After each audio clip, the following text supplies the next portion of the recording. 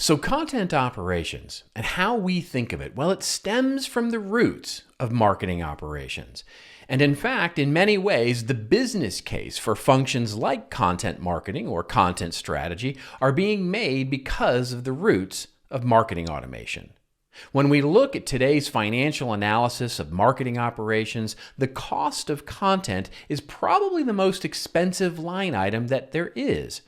Everyone creates content these days, from the web team to the marketing automation demand gen team to the content marketing team to the agencies, the executives, the frontline account representatives, human resources in their effort to recruit people, even accounting people with invoices, contracts, onboarding, documentation.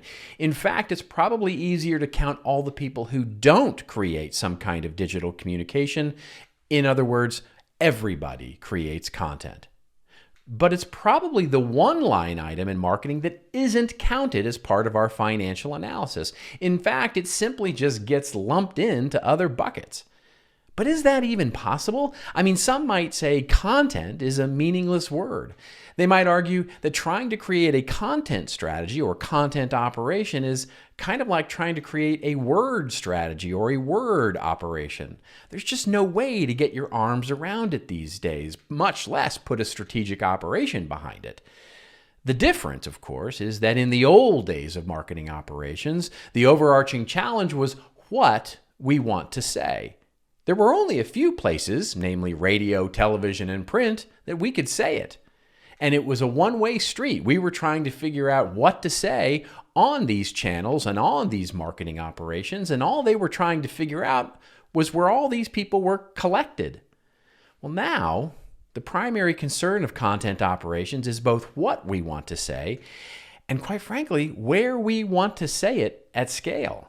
There are hundreds, thousands of places to say it, and we're dealing with data-driven micro-segments of audiences and looking at contextual variables such as mobile or desktop or physical location or affinity or other content, as well as all the other mechanisms of how and when to deliver this message. Yeah, that's right, marketing science is coming back. And we have to figure out a way to say it in multiple languages and consistently across myriad functional teams such as brand, sales, accounting, HR, and all those other areas where we want and need to say important things. So what are content operating models, and how do businesses deal with that? There are a number of reasons why it's important, and I think of content operations in regards to metrics and measurement, but also in regards to content quality. You need to have a solid basis for measuring the quality of your content and seeing if it's actually meeting your business goals. And of course, it's really important to define your business goals before you do anything else. So if we have metrics in place, if we have a style guide in place that's supposed to be followed, if we have terminology that is supposed to be followed, these are all part and parcel of that backdrop, or even you can think of it as the foundation upon which things are built. So we need to share these common pieces like writing style, like terminology, to make sure that our content measures up. And especially in this day and age where our upper management is always looking for justification for why to spend money on content of any type, it's critical that you can provide those types of metrics to support your case. So the metrics could be quality scores. That's one. The metrics could be other types of things that you collect, perhaps in your web analytics. Really important things to pay attention to and to address to make sure that everyone in the organization is achieving the business goals of the organization. So don't cut corners when it comes to having a plan of action, that operating plan for your content groups. Then on top of that, you can build a great strategy, and then you can have great execution.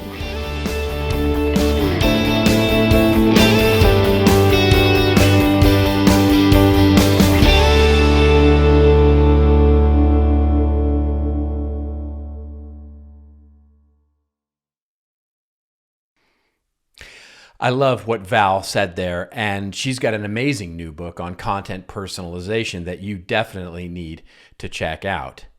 So, what does content operations even look like? Well, recently we established a bit of a new framework for companies to consider when looking to structure their content operations.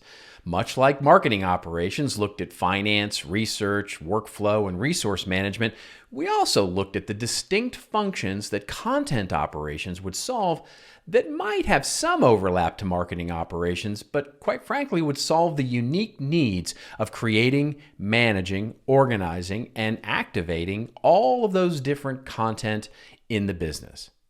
So we came up with 4 internal operational models that exemplify content operations. Each model has a different investment strategy, an optimal team structure, discrete measurement goals, and a roadmap. Thus, organizing and balancing your operations against the models you pursue, that's what's going to give you the ability to deliver a clearer content strategy. So let's take a look at them. These are what we call the 4 operating models of content. When a content strategy succeeds, it typically happens in one or more of these 4 content operating models. They operate along 2 axes. So on the lower part of the y-axis, the model is more internally focused versus moving up to an external focus or building audiences that can be monetized over time. Now along the x-axis, along the bottom, the models are departmental, like siloed services, and they shade further into a fully integrated business service as they move further to the right.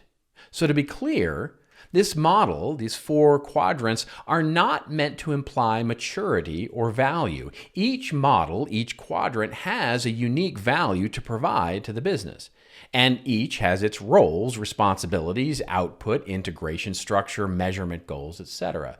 The goal is not to move as much as it is to structure and ultimately scale the strategic operation in a balanced and clear way against the goals of the business.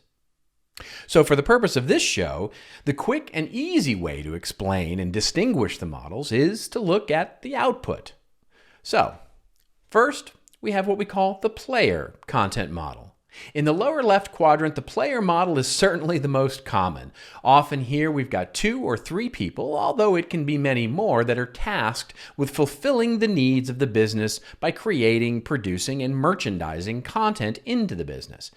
The player model team creates infographics and ebooks and sales sheets and blog posts and often presentations for the CEO. The team is the creator of assets, sometimes the internal content factory for the business.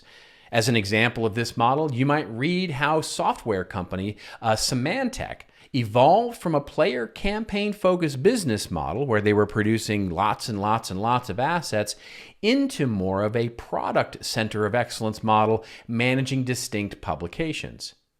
Now, let's move to the right and we'll talk about the processor content model. In the lower right quadrant, this processor model is content as a service. Internally focused, this model leans more toward an integrated business service that the whole company uses. Maybe it's a team or teams that work on SEO strategy, localization, scalability, best practice guidelines, protocols, etc. They set standards for how content will be created and managed by other elements of the organization or by outsourced agencies. Great example of this is how Dusty DiMercurio leads a content enablement team at Autodesk.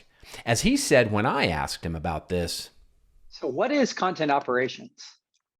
The way I see content operations is I think it's actually one of the most essential functions to scale and align content strategy across an organization. I think central to a content operations function is includes sort of your core strategy for content. It also can include things like, your target audiences, relevant insights around those audiences to make sure you know what's important to them, their primary challenges, and so on and so forth. Also, central to your strategy needs to be an aligned customer lifecycle that sort of breaks down the different stages of the relationship that you have with your customers, across their journey and experience with you. This is really, really important part too, because this ultimately allows you to create contextual content, right? So content that is aligned with your audience's needs, and those needs change across their journey with you. I would say another core component to content operations function are essentially like guidelines related to content. So these things can include content creation guidelines themselves, different processes that you may document, taxonomy for tagging your content appropriately by lifecycle, by persona, et cetera.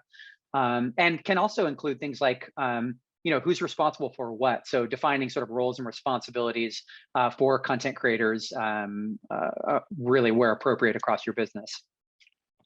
I'd say one of the other really important components of a content operations function is really thinking about sort of goals and KPIs related to content, right? And these may change across the customer lifecycle too.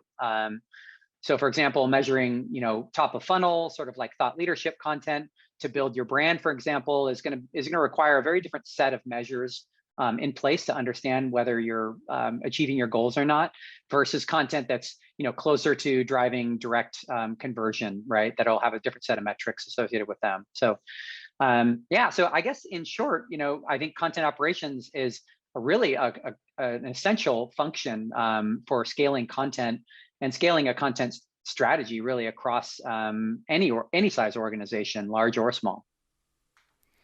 And then there's the product content model. So moving into the upper left quadrant is the product model. This is where the focus is on building external audiences through content products. There may be an editorial team here that manages a resource center or a dedicated blog, magazine, or video channel. Discrete, immersive experiences that are aimed at building and moving audiences. The critical difference here is in how content products support the business and must be managed like a cohesive strategic offering of the business rather than just a simple feed of assets that support marketing campaigns. Wonderful example of this is how software company Frontline created its original research institute. There, they've been creating a ton of new leads through a discrete product called their Frontline Research Institute, providing original research and guidance to operators in schools. That moves us to the upper right, or the platform content model. And this one is the platform or content as a business model. Now here, content is not only created as a marketing and sales tactic, but might be an integrated product or even a business strategy. The platform model itself could have a revenue stream. Examples here, of course, range from everything that we know and love, such as Red Bull Media House and the way that they've completed a completely separate division of their company, to Johnson & Johnson's BabyCenter.com, which was an acquisition that they've made extraordinarily popular and successful. And then there's Arrow Electronics, the distributor of electronics parts, and their creation of a media division that now has acquired 53 magazine, websites, email, newsletters, all of them in the electrical engineering space. Arrow Electronics, quite simply, is the biggest media company in the electrical engineering space. Now, this is not, again, a maturity model. It's tempting to look at it that way. It's tempting to look at the 4 operating models across this maturity scale where you start with baby steps in the player model and then grow up to be a platform model content business. While there is some element of truth in this, like you normally start out in that player model and have some aspirations perhaps to the platform model, it's misleading to see these as stages. The idealized content operating system can really be seen as a clear, shared, and rightfully balanced combination of all 4 models for whatever the business strategy is. Great example of this is Cleveland Clinic's content team. They are still, quite frankly, the main creator of all the content for the hospital's websites, ads, posters, the hallways, all that stuff. Their focus has always been on scaling the measurement and the value of content. Now, they're most famous for moving into the platform model over the last few years, where they've monetized and staffed Health Essentials blog, creating a completely separate division of the business. And now as we enter 2021, well, they're squarely developing a deeper processor model where they're looking to scale personalization of healthcare. So it's not a question of which one you are now and how you grow to a new model as quickly as possible. Rather, the intelligent content operational strategy is about which balance of the 4 content model makes sense for you both today and tomorrow.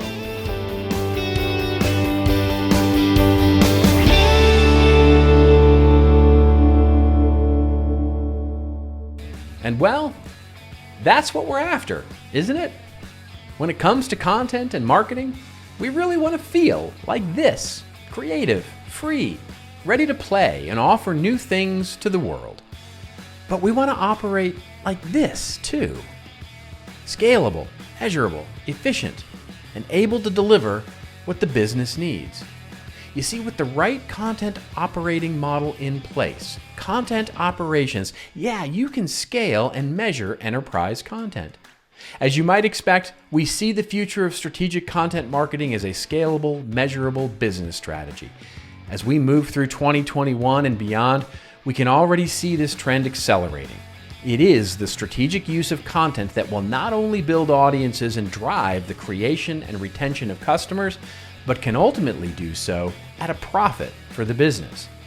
When we get into the question of how much did we spend on content, well, we can not only answer that question succinctly and accurately, but maybe, just maybe, we add an additional question. How much did we make on content? Until I see you next month, remember folks, it's your story to tell. Tell it well.